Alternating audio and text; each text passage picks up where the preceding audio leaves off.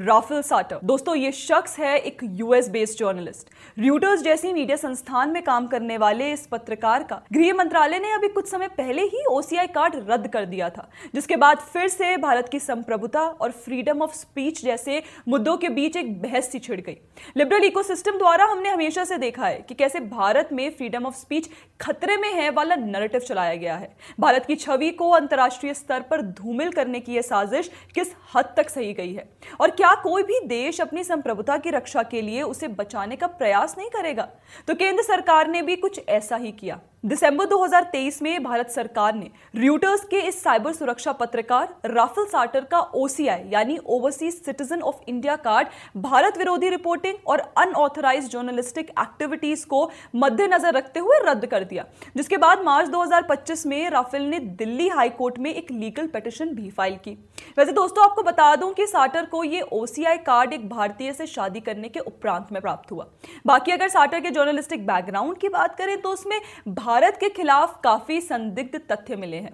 जैसे कि 2020 में साटर ने एक रिपोर्ट पब्लिश की जिसका टाइटल था exclusive obscure Indian cyber firm spied on politicians investors world wide. Report में दावा किया गया है कि नई दिल्ली स्थित बेल्ट्रॉक्स इन्फोटेक सर्विसेज सरकारी अधिकारियों, व्यवसायों, शॉर्ट सेलर्स और अन्य को निशाना बना रही थी। ये दावे सिटीजन लैब द्वारा प्रकाशित एक रिपोर्ट पर आधारित थे, जिसमें बेल्ट्रॉक्स इन्फोटेक सर्विसेज के इन्वॉल्वमेंट को हाई कॉन्फिडेंस के साथ कंक्लूड किया गया। बाकी सच्चाई कुछ यूं थी कि सिटीजन लैब ने अपनी रिपोर्ट में कभी नहीं कहा था कि वो 100% श्योर थे या उनके पास कोई ठोस सबूत था कि बेल्ट्रॉक्स से जुड़े भारतीय हैकर्स रिपोर्ट में सूचीबद्ध किसी भी गलत काम में शामिल थे।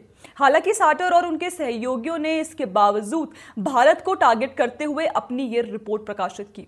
इसके अलावा साटर ने एक रिपोर्ट में यह दावा करते हुए लिखा कि भारत सरकार ने भारतीय पत्रकारों की जासूसी करने के लिए पेगासस का इस्तेमाल किया। वैसे दोस्तों आपको बता दें कि यह दावा न केवल भारत सरकार ने खारिज किया है, बल्कि द हिंदू के पत्रकार एन राम ने भी बीबीसी के साथ एक इंटरव्यू में कहा था कि इस बात का कोई सबूत नहीं है। इसके अलावा आपको बता दें कि साटर की इंडियन साइबर फर्म को टारगेट करते हुए की रिपोर्ट को रॉयटर्स ने गलत इनपुट्स और गलत फोटोग्राफ्स के साथ तक पब्लिश किया। बेल्ट्रॉक्स के को-फाउंडर सुमित गुप्ता की जगह किसी और बिजनेसमैन अरविंद कुमार की तस्वीर लगा दी, और जब इस बात का फैक्ट चेक हुआ तो फिर रॉयटर्स को अपनी इस मूर्खता के लिए माफी भी मांगनी पड़ी। बाकी ऐसे में द गार्जियन और उनकी करस्पॉन्डेंट हैना पीटरसन ने भी अपना भारत विरोधी कार्ड खेलना नहीं छोड़ा, और भारत का साटर के खिलाफ लिया गया ये एक्शन हैना ने द गार्जियन की एक रिपोर्ट में छापा, और इस आर्टिकल में यह दावा किया कि साटर भारत केवल अपनी फैमिली से मिलने गए थे और ना किसी पत्रकारिता के काम से। पर खैर अगर हम कुछ खबरों को कोट करें यहाँ तो हमें यह पता चलता है कि साटर ने 2022 में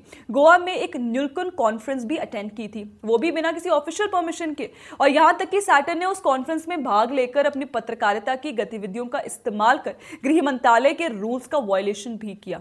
तो जाहिर सी बात है कि भारत सरकार की संप्रभुता अगर खतरे में आएगी तो उसका इसके खिलाफ एक्शन लेना तो बनता ही है। बाकी साटर अपने दिल्ली हाई कोर्ट में फाइल किए गए पिटीशन में यह दावा कर रहे हैं कि उन्होंने अपने ओसीआई कार्ड के जरिए केवल एक बार भारत विजिट किया, बाकी उसने किसी जर्नलिस्टिक एक्टिविटीज में भी भाग नहीं लिया। पर फिर बात वहीं आ जाती है कि अगर साटर ने सच में भारत में किसी भी पत्रकारिता से संबंधित कोई इवेंट अटेंड नहीं किया तो वे कैसे इतने दावे के साथ भारत विरोधी आर्टिकल्स लिखकर हमारे सिस्टम को टारगेट कर सकते हैं। बाकी खैर आपको यह भी बता दें कि यह भारत सरकार का निजी फैसला है कि वे किसे ओसीआई कार्ड देंगे, क्योंकि विदेशी नागरिक अपनी सुविधा के अनुसार अधिकार के रूप में सेवाओं का दावा नहीं कर सकते। वीजा सेवा केवल उन विदेशी नागरिकों के लिए है जो भारत में सही इंटेंट के साथ आना जाना या रहना चाहते हैं और भारतीय कानूनों और नियमों का पालन करते हैं। बाकी दोस्तों आपका इस पर क्या कहना है हमें कमेंट करके जरूर बताएं, और हमारे चैनल को फॉलो करना ना भूलें। जय हिंद।